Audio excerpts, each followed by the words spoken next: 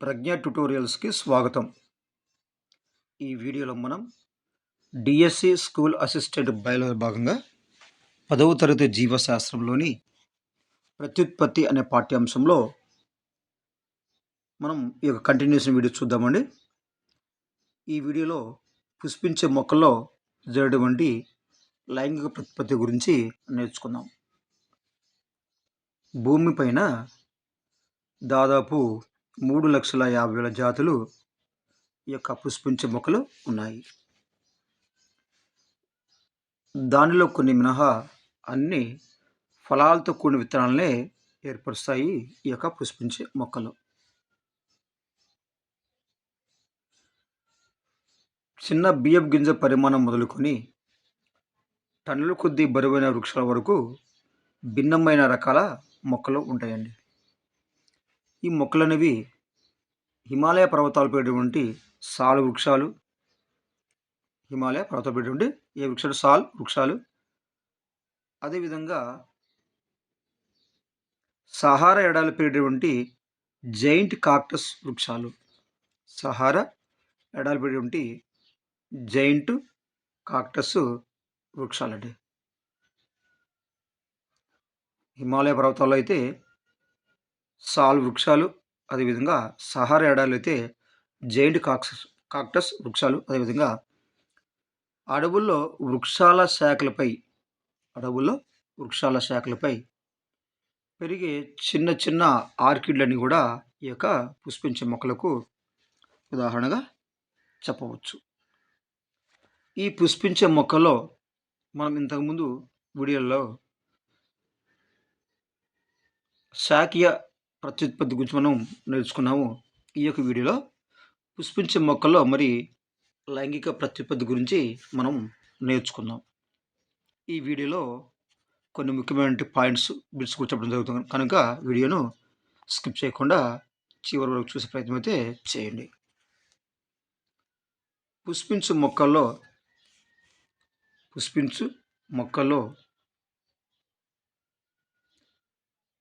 పుష్పాలలో ప్రత్యుత్పత్తి భాగాలు ఉంటాయి.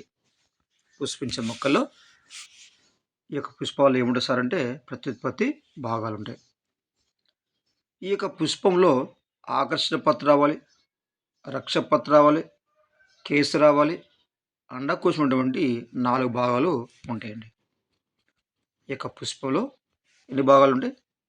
ఆకర్షణ పత్రావళి, రక్షక పత్రావళి, కేసు రావాలి, అండకోశము ఉంటాయని మనం 7వ తరగతి మనం పుస్తకంలో ఈ యొక్క విషయాల గురించి నేర్చుకున్నామండి.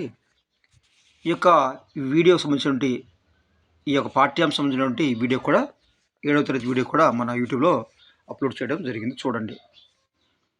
రైట్, ఇక్కడ పుష్పించే మొక్కల్లో ప్రధానంగా 4 భాగాలు అనేవి ఉంటాయి. అవి ఏంటంటే, 1 ఆకర్షణ పత్రావళి, అదేవిధంగా 2 రక్షక పత్రావళి, 3 కేసు రావాలి, 4 అండకోశం. ఈ యొక్క 4 భాగాలు 4 వలయాల్లో అమరి ఉంటాయి. ఆకర్షణ పత్రావళి మొదటి వలయంలో, రక్షక పత్రావళి 2వ వలయంలో, కేసు రావాలి 3వ వలయంలో, అదేవిధంగా అండకోశం అనేది 4వ వలయంలో అమరి ఉంటాయి.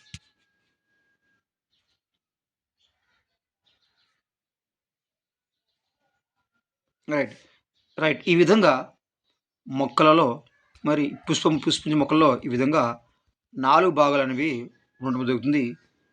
ఈ యొక్క 4 భాగాల్లో మరి కొన్ని పుష్పాల్లో చూసినట్లయితే కేసరావళి కానీ, కొన్ని పుష్పాల్లో కేసరావళి కానీ, లేదా అండకోశం కానీ, కేసరావళి కానీ అండకోశం కానీ ఏదో ఒకటి మాత్రమే, లేదా ఏదో ఒక భాగం మాత్రమే కలిగి ఉంటుంది. కాబట్టి అలాంటి పుష్పాలు మనం అంటే ఏకలింగ పుష్పాలు అంటాం. అంటే ఏంటంటే, కొన్ని పుష్పాల్లో మరి కేసరావళి కానీ లేదా అండకోశం కానీ ఏదో ఒకటి మాత్రమే ఉంటుంది. ఈ విధంగా ఏదో ఒకటి మాత్రం ఉంటే ఇలాంటి పుష్పాలు మనం ఏమంటాం అంటే ఏకలింగ పుష్పాలు అంటాము. ఈ యొక్క ఏకలింగ పుష్పాలకి ఉదాహరణ ఏంటంటే సొరకాయ, అదేవిధంగా బొప్పాయి వంటి ఈ యొక్క మొక్కలను మనం ఏకలింగ పుష్పాలకు ఉదాహరణగా చెప్పవచ్చు. ఏంటివి? సొరకాయ, అదేవిధంగా బొప్పాయి. ఈ యొక్క సొరకాయ, అదేవిధంగా బొప్పాయి వంటి మొక్కలను మనం ఏకలింగ పుష్పాలు అంటాము. ఈ యొక్క ఏకలింగ పుష్పాలను మనము యూనిసెక్సువల్ ఫ్లవర్స్ అంటాము. ఈ విధంగా కేసరావాలు కానీ లేదా అండకోశం కానీ ఏదో ఒకటి ఉంటుంది కాబట్టి ఇలాంటి పుష్పాలను మనం ఏకలింగ పుష్పాలు లేదా యూనిసెక్సువల్ ఫ్లవర్స్ అంటాము. ఉదాహరణ సొరకాయ, అదేవిధంగా బొప్పాయి. ఇక నెక్స్ట్ రెండవది కేసరావళి, అదేవిధంగా అండకోశము. కేసరావళి, అండకోశము రెండు కలిగి ఉన్న పుష్పాలను, అంటే కొన్ని పుష్పాల్లో కేసరావళి ఉంటుంది, అదేవిధంగా అండకోశము ఉంటుంది. ఈ విధంగా కేసరావళి, అదేవిధంగా ఈ అండకోశము రెండింటిని కలిగి ఉన్నటువంటి ఈ యొక్క పుష్పాలు ఏమంటారంటే ద్విలింగ పుష్పాలు అంటాం. కేసరావళి, అదేవిధంగా అండకోశము రెండు కలిగి ఉన్న పుష్పాలు మనం ద్విలింగ పుష్పాలు అంటాము. దీన్ని మనము బైసెక్సువల్ ఫ్లవర్స్ అని కూడా అంటాము. ద్విలింగ పుష్పాలు లేదా బైసెక్సువల్ ఫ్లవర్స్ అంటాం. ఉదాహరణ ఉమ్మెత్త. ఏంటంటే ఉదాహరణ ఉమ్మెత్త. ఈ ఉమ్మెత్త కేసరాల్లో ఉండే పరాగ కోశాల్లో ఈ యొక్క పురుష బీజ కణాలు లేదా పరాగరేణులు ఉత్పత్తి అవుతాయి. అదేవిధంగా అండకోశంలోని అండాశయంలో ఉన్నటువంటి ఈ యొక్క అండాలలో స్త్రీ బీజ కణాలు అనేవి ఉత్పత్తి అవుతాయి.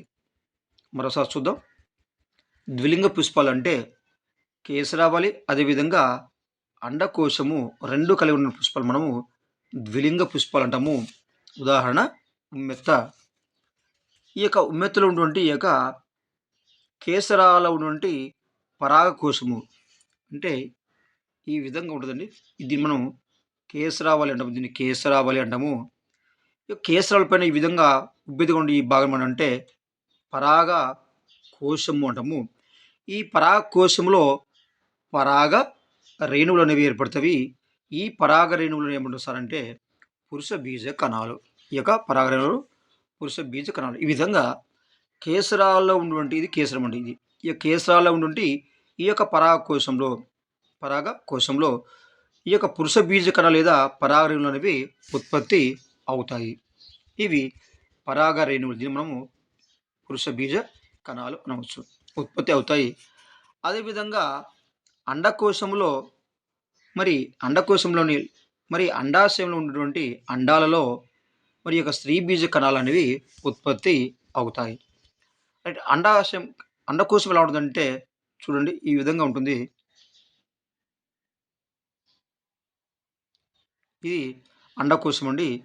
ఈ అండకోశం ఇది అండాశయము, ఇదేమో దీన్ని మనము అండాశయం అంటాము.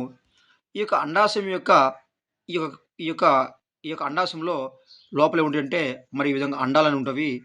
ఈ అండాలు ఏముంటాయంటే స్త్రీ బీజ కణాలు అనేవి ఉత్పత్తి అవుతాయి.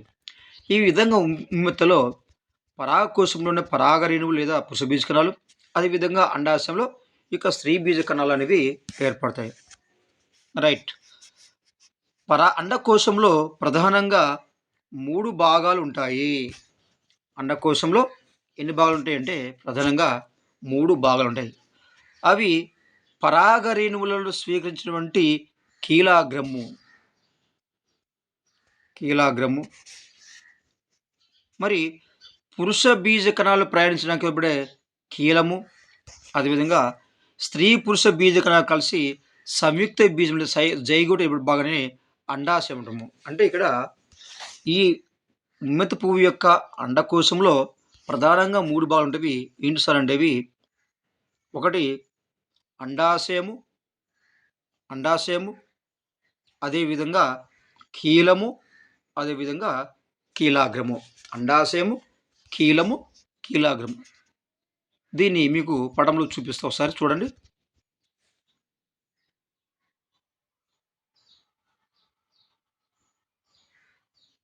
రైట్.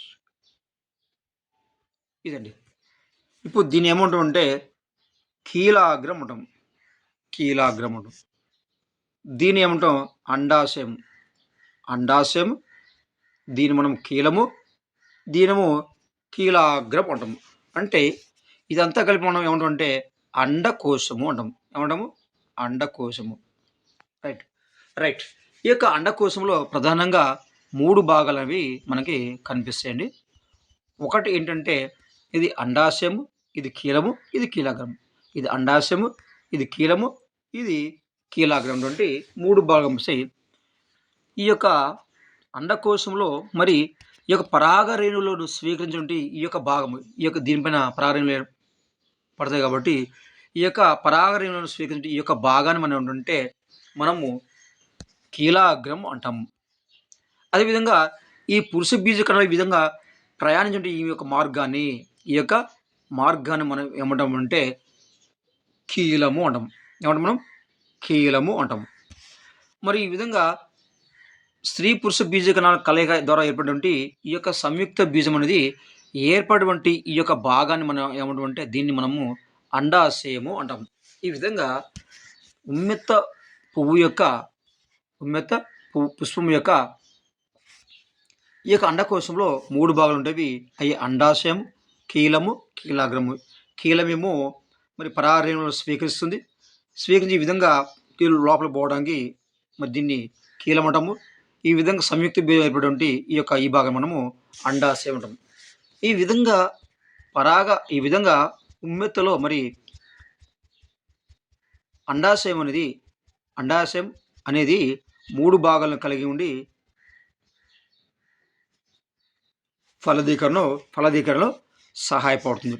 మరి ఇవన్నీ కూడా ఏవి సార్ అంటే ఈ యొక్క అండకోశం ఉన్నటువంటి ఈ యొక్క అండాశయము, అదేవిధంగా కీలము, అదేవిధంగా ఈ యొక్క కీలాగ్రము ఇవన్నీ కూడా ఫలదీకరణ ప్రక్రియలో ప్రముఖ పాత్ర వహిస్తాయి.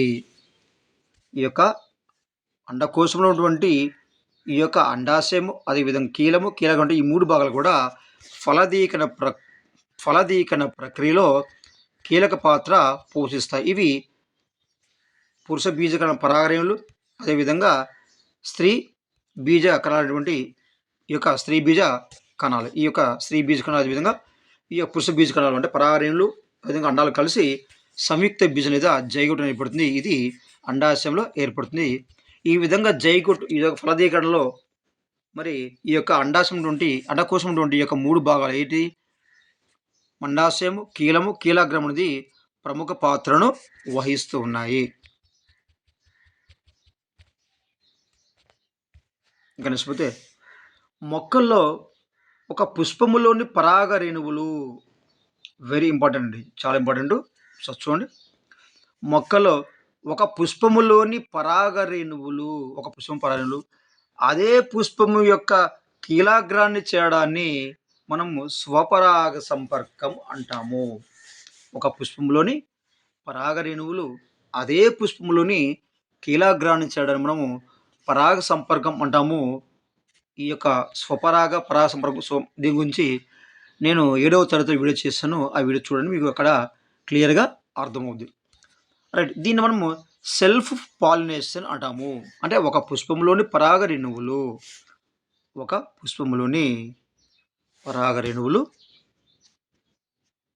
అదే పుష్పం యొక్క కీలాగ్రాన్ని చేయడాన్ని ఏమంటామంటే స్వపరాగ సంపర్కం లేదా సెల్ఫ్ పాలినేషన్ అంటాము.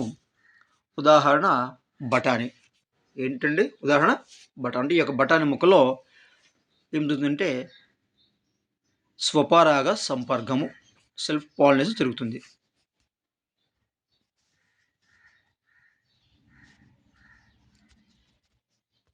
రైట్. ఇక రెండవది పరపరాగ సంపర్కం. అంటే పరపరాగ సంపర్కం అంటే ఒక పుష్పంలోని పరాగరేణువులు వేరొక పుష్పంలోని కీలాగ్రాన్ని చేయడాన్ని మనం ఏమంటామంటే పరపరాగ సంపర్కం అంటాము. రైట్. ఇక చూడండి, ఇక్కడ మీకు తెలిసిన ఒక బాక్స్ ఉంది, చూద్దాం. మొక్కలను ఎక్కువ కాలం అదే జాతికి చెందిన మొక్కల నుండి వేరు చేస్తే మొక్కల నుండి వేరు చేస్తే వాటికి స్వపరాగ సంపర్కం జరుపుకునే సామర్థ్యం పెరుగుతుంది. మొక్కలను ఎక్కువ కాలం అదే జాతి చెందినటువంటి మొక్కల నుండి వేరు చేస్తే వాటికి స్వపరాగ సంపర్కం జరుపుకునే సామర్థ్యం పెరుగుతుంది.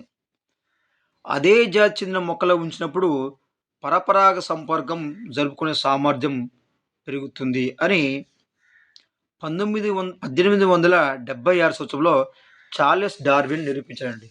అంటే మొక్కలను ఎక్కువ కాలము అదే జాతి చెందిన మొక్కల నుండి వేరు చేస్తే మరి వాటిలో స్వపరాగ సంపర్కం జరుపుకునే సామర్థ్యం పెరుగుతుందని, అదే జాతి చెందిన మొక్కల్లో ఉంచినప్పుడు పరపరాగ సంపర్కం జరుపుకునే సామర్థ్యం పెరుగుతుందని 1876 సంవత్సరంలో చార్లెస్ డార్విన్ నిరూపించాడు. రైట్. ఇక్కడ స్వపరాగ సంపర్కం అంటే ఏం చెప్పి మనం ఒక పుష్పంలోని పరాగణలు అదే పుష్పంలోని కీలాగ్రాన్ని చేయడం మనము స్వపరాగ సంపర్కం లేదా సెల్ఫ్ పాలినేషన్ అంటాం మనం చెప్పామండి. ఇక రెండవది పరపరాగ సంపర్కం. అంటే ఒక మొక్కపై గల పుష్పములోని పరాగ రేణువులు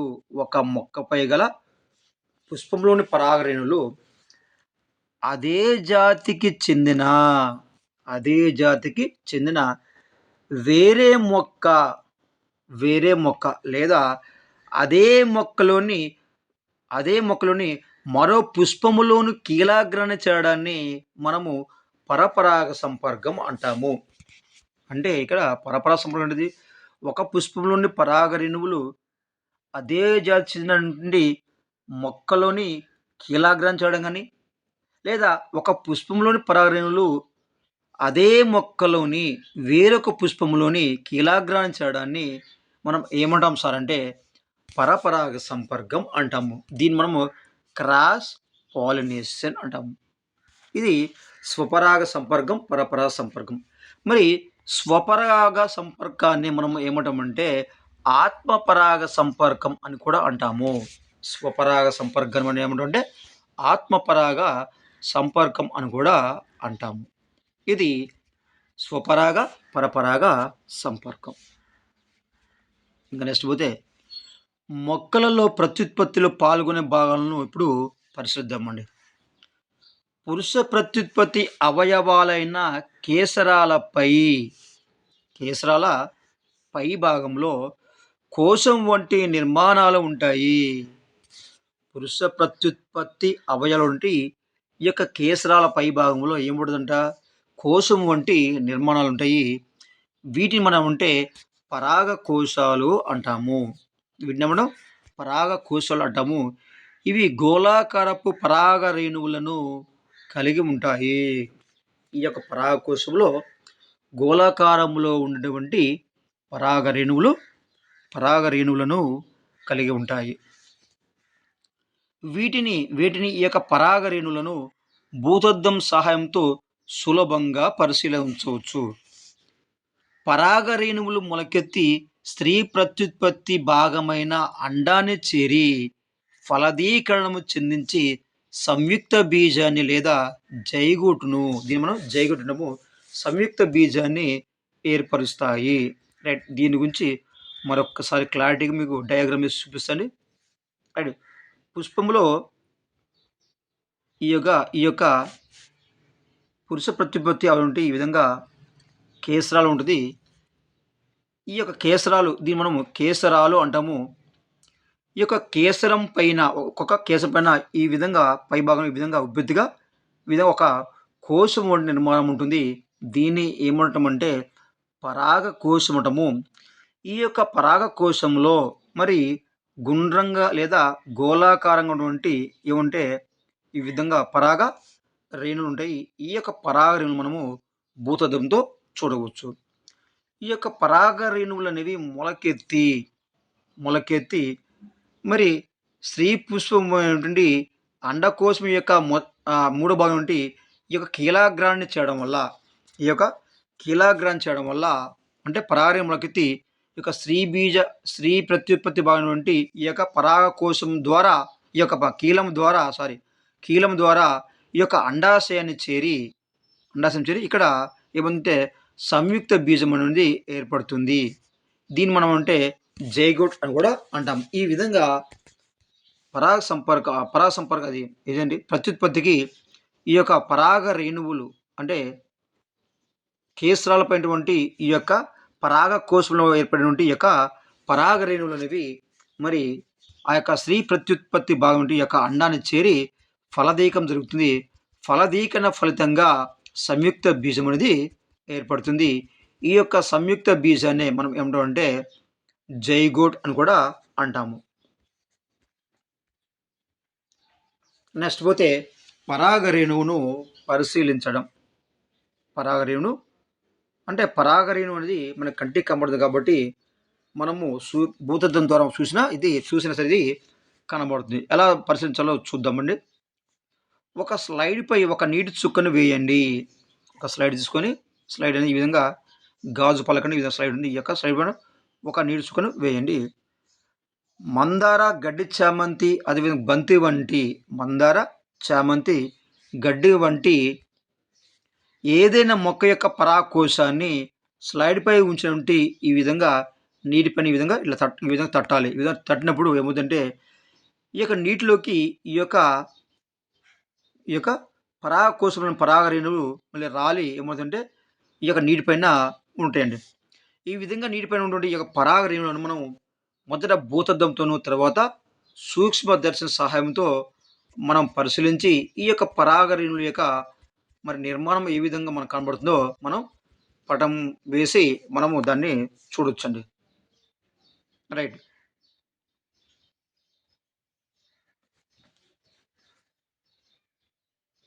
పరాగనాళంలో పరాగనాళం ఏడు సార్ అంటే చూడండి, ఇక్కడ పరాగకోశంలో పరాగ రేణువులు ఏర్పడతాయి. ఈ పరాగ రేణువులు అనేవి అభివృద్ధి చెందుతుంది.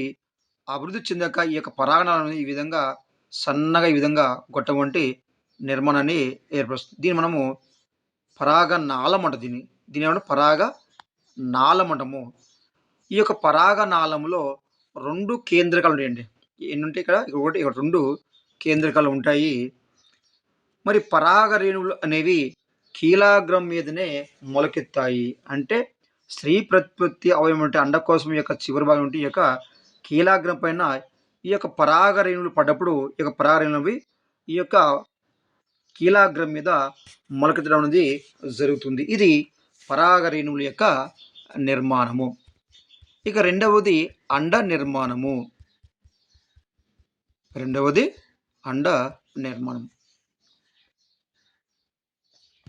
అండాకృతిలో ఉన్నటువంటి ఈ యొక్క అండం అంటే అండాకృతి ఇదండి. దీన్ని మనం అండం అంటాము. అండాకృతిలో ఉండే ఈ యొక్క అండం అనేది అండవృంతం సహాయంతో అండాశయం లోపల అంచుకు అతుక్కుని ఉంటుంది. ఈ యొక్క అండం అనేది అండాకృతిలో ఉండి అండవృంతం సహాయంతో అండాశయం యొక్క లోపల ఇది అండాశయం ఉంటుంది. ఈ విధంగా లోపల అతుక్కొని ఉంటుందండి. లోపల అతుక్కుంటుంది. మొక్క యొక్క జాతిని బట్టి ఈ యొక్క అండాశయంలో 1 లేదా 2 లేదా అంతకన్నా ఎక్కువగా ఉంటాయి. అంటే ఒక్కొక్క మొక్క జాతిని బట్టి ఈ యొక్క అండాశయంలో 1 లేదా 2 లేదా అంతకన్నా ఎక్కువ మరి ఈ యొక్క అండాలు అనేవి ఉంటాయండి. దీనిలో అండాలు అనేవి ఉంటాయి. మరి ఉన్నటువంటి అండంలో ప్రతి అండం మధ్యలో ఏముంటుందంటే పిండకోశం ఉంటుంది. ఇప్పుడు ఇది అండాశయంలో అండం ఉంటుంది. ఈ అండం యొక్క మధ్యలో ఏముంటుంది సార్ అంటే పిండకోశం ఉంటుంది. అండం యొక్క మధ్యలో పిండకోశం ఉంటుంది. ఈ యొక్క అండం యొక్క మధ్యలో ఈ యొక్క పిండకోశంతో పాటు పోషక పదార్థాలు అదేవిధంగా నీటితో నిండి ఉంటుంది. రైట్. ఈ విధంగా ఉన్నటువంటి ఈ అండాశయంలో మరి ఒక్కొక్క మొక్క యొక్క జాతిని బట్టి 1 లేదా 2 లేదా అంతకంటే ఎక్కువ అండాలు అనేవి ఉంటాయి. ప్రతి అండం యొక్క మధ్య భాగంలో మరి పిండకోశం ఉంటుంది. అండం యొక్క మధ్య భాగంలో పిండకోశం ఉంటుంది. అదేవిధంగా పోషక పదార్థాలు నీటితో నిండినటువంటి మరి పోషక పదార్థాలతో పాటు నీటితో నిండి ఉంటుంది. ఈ యొక్క అండం మధ్యలో ఉండే ఈ యొక్క పిండకోశంలో ఈ యొక్క అండం మధ్య ఉంటే ఈ యొక్క పిండకోశంలో సంయోగ బీజద కణాలు ఉంటాయి. అంటే అండం ఉంటుంది. అండం మధ్యలో మరి ఒక ఒక పిండం ఉంటుంది. ఈ పిండంలో పోషక పదార్థాలు మరి అన్నం యొక్క మధ్యలో ఉంటుంది. పిండకోశం ఉంటుంది. ఈ పిండకోశంలో పోషక పదార్థాలు అదేవిధంగా నీటితో నిండి ఉంటుంది. ఈ పిండకోశంలో అంటే అండం మధ్య ఉన్నటువంటి ఈ పిండకోశంలో సంయోగ బీజద కణాలు అనేవి ఉంటాయి. పిండకోశంలో ఏముంటాయి సార్ అంటే సంయోగ బీజద కణాలు అనేవి ఉంటాయి. చాలా పుష్పించే మొక్కల్లో పిండకోశం 7 కణాలను 8 కేంద్రకాలను కలిగి ఉంటుంది. ఎక్కడిది ఈ పిండకోశం అంటే అండము యొక్క మధ్య భాగంలో పిండకోశం ఉంటుంది. దీనిలో పోషక కణాలు ఉంటాయి. అదేవిధంగా ఇంకేముంటుంది, నీరు అనేది ఉంటుంది. ఈ యొక్క పిండకోశంలో మరి ఏముంటుందంటే ఈ యొక్క పిండకోశం అంటే 7 కణాలు ఉంటాయి. ఎన్ని కణాలు? 7 కణాలు ఉంటాయి. అదేవిధంగా 8 కేంద్రకాలు ఉంటుంది ఈ యొక్క పిండ కోశంలో. ఇంకా నెక్స్ట్ పోతే మొదట స్థూల సిద్ధ బీజం 3 సమవిభజనలు జరిగి స్థూల సిద్ధ బీజము అంటే స్త్రీ ప్రత్యుత్పత్తి కణం అండి. ఈ యొక్క స్త్రీ ప్రత్యుత్పత్తి కణము లేదా దీన్ని మనం స్థూల సిద్ధ బీజం అనడం. మరి పరాగరేణువులు ఏమంటామంటే సూక్ష్మ సిద్ధ బీజాలు అంటాము. అంటే ఈ అండాలను ఏమంటామంటే స్థూల సిద్ధ బీజం అంటాము. అండాన్ని ఈ యొక్క పరాగరేణువులు ఏమంటుంటే సూక్ష్మ సిద్ధ బీజం అంటాం. అంటే పరాగరేణువులు చిన్నగా ఉంటాయి. ఈ అండకణాలు మాత్రం ఇవి పెద్దగా ఉంటాయి కాబట్టి దీన్ని మనము స్థూల సిద్ధ బీజం అంటాం. ఈ యొక్క స్థూల సిద్ధ బీజం లేదా అండకణం అనేది అండాశయం నుండి యొక్క కణం అనేది 3 సమవిభజనల తర్వాత 3 సమవిభజనలు జరుగుతాయండి. 1, 2, 3 ఈ విధంగా సమవిభజన జరిగిన తర్వాత మరి ఎన్ని కణాలు ఏర్పడతాయి? 8 కణాల స్థితిలోకి వస్తుంది ఈ యొక్క స్థూల సిద్ధ బీజంలో. 1, 2, 3 లెక్క పెట్టండి. 1, 2, 3, 4, 5, 6, 7, 8 ఈ విధంగా 8 కణాలు అనేవి ఏర్పడతాయండి. దేంట్లో? ఈ యొక్క స్థూల సిద్ధ బీజాశయం లేదా అండంలో రైట్ అండాశయంలో అండంలో ఈ యొక్క అండము లేదా స్థూల సిద్ధ బీజంలో 3 సమవిభజన తర్వాత ఈ యొక్క సిద్ధ బీజానికి 8 కణాల స్థితి వస్తుందండి. ఎన్ని కణాల స్థితి వస్తుంది అంటే 8 కణాల స్థితి అంటే దాంట్లో 8 కణాలు అనేవి ఉంటాయి. దీంట్లో ఈ యొక్క స్థూల సిద్ధ బీజంలో 8 కణాలు అనేవి ఉంటాయి. రైట్. ఈ యొక్క 3 కణాలు అనేవి పిండకోశం పైభాగాన్ని చేరి పోషణకు తోడ్పడతాయి. అంటే అండాశయంలో మరి సమవిభజన జరిగిన తర్వాత 8 కణాలు ఏర్పడతాయి. ఈ 8 కణాలు ఉంటే ఈ స్థితిలో మరి 3 కణాలు అనేవి పిండకోశం ఎక్కడుంది? అండం యొక్క మధ్య భాగంలో ఉంటుంది ఈ యొక్క పిండకోశము. ఈ యొక్క ఎప్పుడైతే ఈ యొక్క కణము సమయం జరిగి 8 కణాల స్థితిలోకి వస్తుందో 8 కణాల స్థితిలోకి వచ్చిన తర్వాత దీనిలో ఉన్నటువంటి 3 కణాలు అనేవి ఈ విధంగా పిండకోశం పైభాగం చేరి పోషణకు తోడ్పడతాయి. వీటిని ఏమంటాం సార్ అంటే ప్రతిపాదక కణాలు. అంటే ప్రతిపాదక కణాలు అంటే ఏంటి? ఈ యొక్క అండకణం అనేది సమవిభజన జరిగిన తర్వాత 8 కణాల స్థితిలోకి మారుతుంది. 8 కణాల స్థితిలో మారుతుంది. ఈ 8 కణాల స్థితిలో ఉంటే దీనిలో 3 కణాలు అనేవి మరి పిండకోశం అండం యొక్క మధ్య భాగం ఉంటుండే ఈ యొక్క ఈ యొక్క పిండ కోశం యొక్క పై భాగాన్ని చేరి మరి ఈ 3 కణాలు అనేవి పోషణకు తోడ్పడతాయి కాబట్టి ఈ 3 కణాలు మనం అంటే ప్రతిపాదక కణాలు అంటాం. ఇంకా నెక్స్ట్ పోతే పిండకోశం యొక్క పూర్వ భాగంలో 3 కణాలు ఉంటాయి. దీంట్లో 3 కణాలు ఉన్నాయి. అదే పిండకోశం యొక్క పూర్వ భాగంలో ఈ యొక్క ముందు భాగంలో 3 కణాలు ఉంటాయి. వీటిలో 2 సహాయక కణాలు పూర్వభాగం నుండి ఈ యొక్క కణాలు 3 కణాల్లో అంటే 3 కణాలేమో పిండకోశంలోకి వెళ్ళిపోయి అవి ప్రతిపాదక కణాలుగా మారినాయి. పోషణకు ఉపయోగపడి ప్రతిపాదక కణాలు మారినాయి. ఇక 3 కణాల్లో చూస్తే మరి పూర్వభాగంలో ఉంటాయి ఈ 3 కణాలు. ఈ 3 కణాల్లో 2 కణాలేమో సహాయక కణాలుగా మరి 3వ కణం నుండి ఇంకొక కణం ఏమంటే స్త్రీ బీజ కణంగా ఉంటుంది.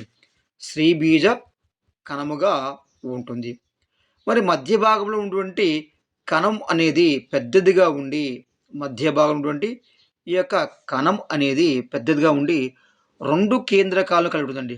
మధ్య భాగంలో ఉండే కణం అనేది ఇప్పుడు 3 కణాలేమో పిండకోశ పైభాగం చేరి పోషణకు తోడ్పడుతుంది. దీన్ని మనము ప్రతిపాద కణాలను, ఇంకొక 3 కణాలేమో మరి పిండకోశం యొక్క పూర్వభాగం వచ్చేసి మరి అక్కడ ఉన్నాయి. వీటిలో 2 సహాయ కణాలు అన్నాము. ఒకటేమో స్త్రీ బీజ కణము. ఇక 3, 3, 6 కణాలు పోతే ఇక 2 కణాలున్నాయి. ఈ 2 కణాలు ఏం చేస్తాయంటే మరి ఈ యొక్క మధ్య భాగంలో ఉండేటువంటి ఈ 2 కేంద్రకాలను కలిగి ఉంటుంది. 2 కేంద్రకాలు కలిగి ఉంటుంది. దీన్ని మనం ఏమంటే ద్వితీయ కేంద్రకం అంటాము. ఏమంటే దీన్ని మనం ద్వితీయ కేంద్రకం అంటాము. అంటే కణం యొక్క మధ్యలో మరి 2 కణాలతో మరి 2 కేంద్రకాలు కలిగి ఉంటుంది కణం యొక్క మధ్యలో. మరి దీన్ని మనం ద్వితీయ కేంద్రకం అంటాము. కీలాగ్రములోని కణాలు చక్కెరలను, జిగురు వంటి పదార్థాన్ని స్రవిస్తాయి. రైట్. ఇక్కడ ఇంకోటి చూడండి, ఇది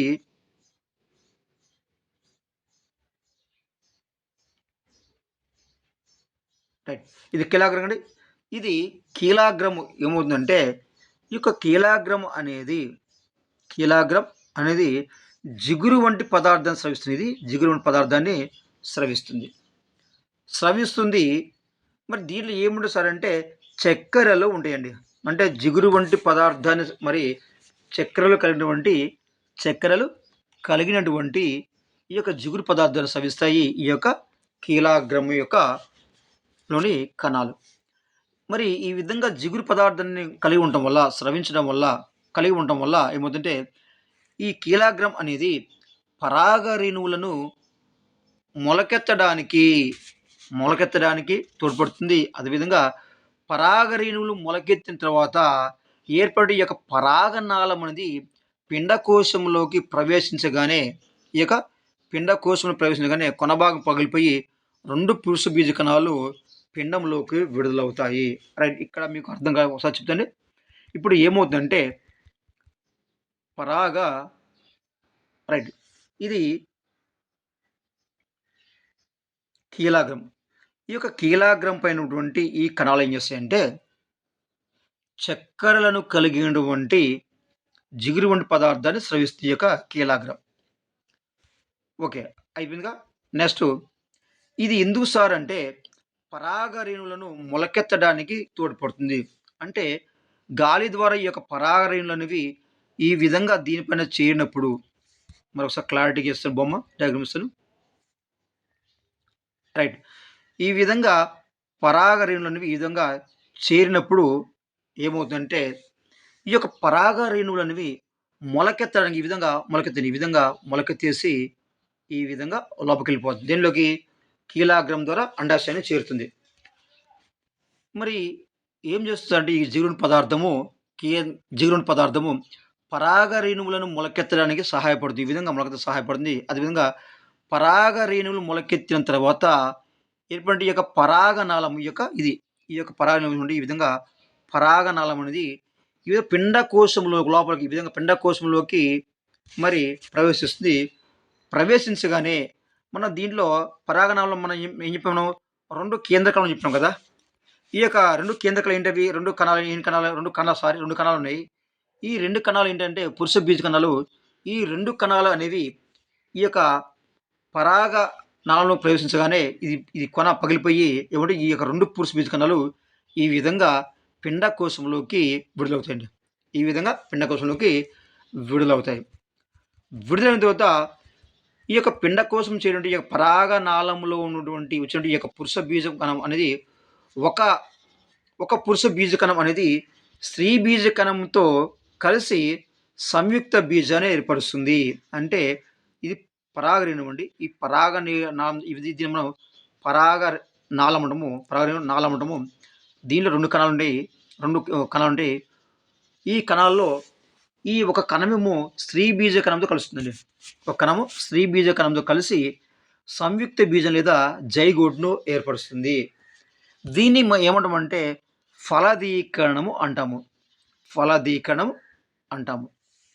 ఇక ఇంకో రెండోది ఉంది కదా, ఇది ఒక పురుష బీజ కణం. ఈ రెండవ పురుష బీజ కేంద్రకం అనేది పిండకోశం మధ్యలో ఉన్నటువంటి ద్వితీయ కేంద్రకంతో పిండకోశం ఎక్కడుంది? ఈ యొక్క అండాశయం యొక్క అన్నం యొక్క లోపల భాగంలో మధ్య భాగంలో ఈ విధంగా పిండకోశం చెప్పానండి. ఈ పిండకోశం ఏం చేస్తుంది? ఈ యొక్క పిండకోశంలో పోషక పదార్థాన్ని అదేవిధంగా నీరు ఉందని కూడా మనం చెప్పాము.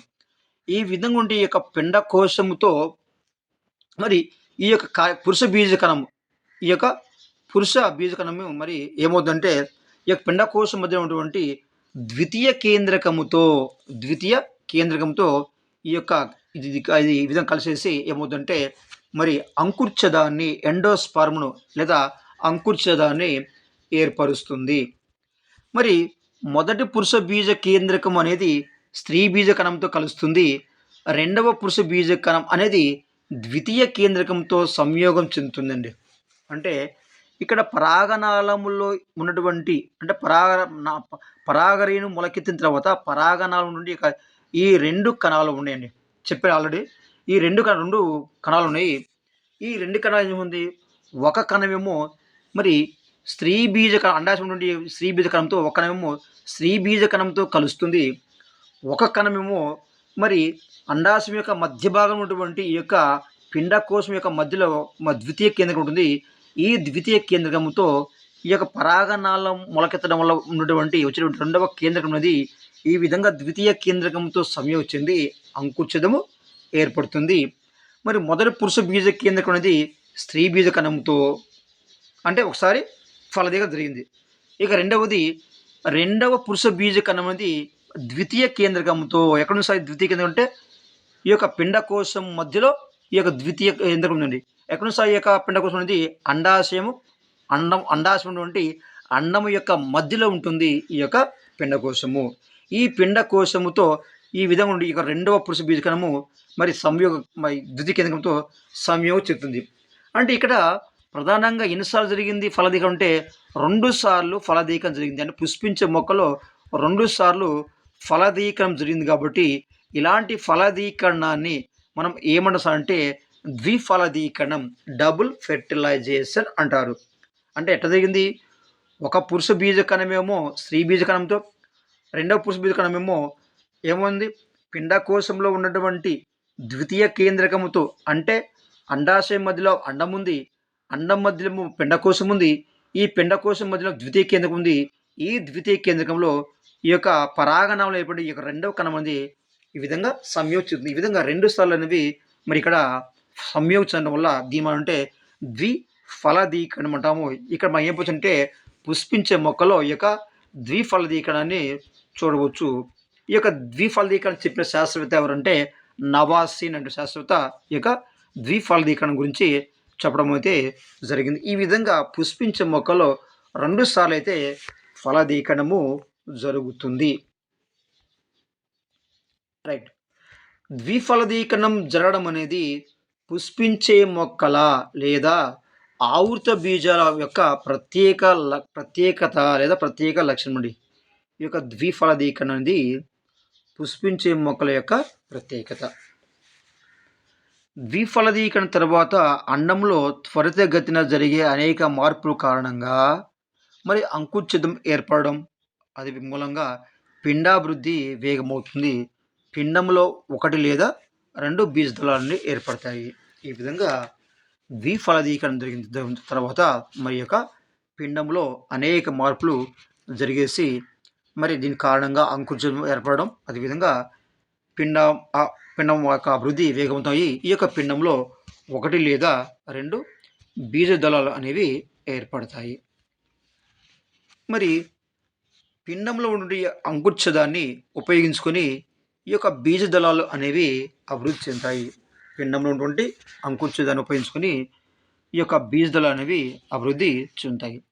అంటే అంకుచ్ఛదంలో నిల్వ చేసిన పోషక పదార్థాలను బీజదళాలు ఉపయోగించుకుంటాయి. కొన్ని మొక్కల బీజదళాలు ఉదాహరణ చిక్కుడు. మరి ఈ చిక్కుడు మొక్కలో అంకుచ్ఛదాన్ని పూర్తిగా వినియోగించుకొని విత్తనాలుగా మారతాయి. అంటే చిక్కుడు వంటి మొక్కల్లో ఈ యొక్క అంకుచ్ఛదాన్ని పూర్తిగా వినియోగించుకొని విత్తనాలుగా మారతాయి. ఫలితంగా పోషక పదార్థ విలువలు పెరగడం వలన బీజదళాల పరిమాణం పెరుగుతుంది. ఈ విధంగా అంకుచదాన్ని ఈ యొక్క చిక్కుడు మొక్కలు పూర్తిగా వినియోగించుకోవడం వల్ల ఈ యొక్క పోషక విలువలు పెరగడం వల్ల ఈ యొక్క బీజదళాలు అనేవి అంటే ఈ యొక్క గింజల యొక్క పరిమాణం అనేది పెరుగుతుందండి. ఆ యొక్క గింజను మనం బీజదళాలు అంటాము. ఇక బీజదళాలతో ఏర్పడింది గింజ లేదా విత్తనం. ఈ యొక్క విత్తనం యొక్క పరిమాణం లేదా బీజాల యొక్క పరిమాణం అనేది పెరుగుతుంది. ఇక నెక్స్ట్ పోతే మొక్కజొన్న లేదా ఆముదం. మొక్కజొన్న లేదా ఆముదం వంటి మొక్కల్లో కొన్ని రకాల పుష్పించే మొక్కల్లో పిండం విత్తనంగా ఎదిగే వరకు పిండం అనేది ఈ యొక్క విత్తనంగా ఎదిగే వరకు దానితో పాటుగా అంకుచిత కణజాలం కూడా వృద్ధి చెందుతూ ఉంటుంది. ఈ యొక్క పిండం అనేది విత్తనంగా ఎదిగేంత వరకు దాంట్లో ఉండి దాంతో పాటు ఉండే అంకుచితం కూడా మరి అంకుచిత కణజాలం కూడా మరి వృద్ధి చెందుతూ ఉంటుంది. ఇక నెక్స్ట్ పోతే ఫలదీకరణ తర్వాత సంయుక్త బీజం అనేది ఫలదీకరణ తర్వాత సంయుక్త బీజం ఏర్పడుతుంది. ఈ సంయుక్త బీజం ఏర్పడిన తర్వాత ఈ సంయుక్త బీజం పలుమార్లు విభజన చెంది పిండం ఏర్పడుతుంది. ఫలదీకరణ తర్వాత సంయుక్త బీజం ఏర్పడుతుంది. ఈ సంయుక్త బీజం పలుమార్లు విభజన చెంది పిండము ఏర్పడుతుంది. ఈ పిండం అనేది దృఢమైన కవచాన్ని ఏర్పరచుకొని విత్తనముగా మారుతుంది. ఈ యొక్క పిండం అనేది దృఢమైన కవచాన్ని ఏర్పరచుకొని విత్తనంగా మారుతుంది. అండాశయం పెరిగి పరిపక్వము చెంది ఫలంగా మారుతుంది. ఈ విధంగా నుండి ఈ యొక్క అండాశయం అనేది ఏమవుతుందంటే ఈ విధంగా ఫలంగా మారుతుంది. మిగతా ఉన్నటువంటి పుష్ప భాగాలనేవి విధంగా నుండి రక్షక ఆకర్షిత నుండి ఈ విధంగా నుండి ఈ యొక్క పుష్ప భాగాలనేవి మరి క్షీణించి రాలిపోవడం అయితే జరుగుతుంది. ఈ విధంగా ఈ యొక్క పుష్పించే మొక్కల్లో లైంగిక ప్రత్యుత్పత్తి జరుగుతుంది.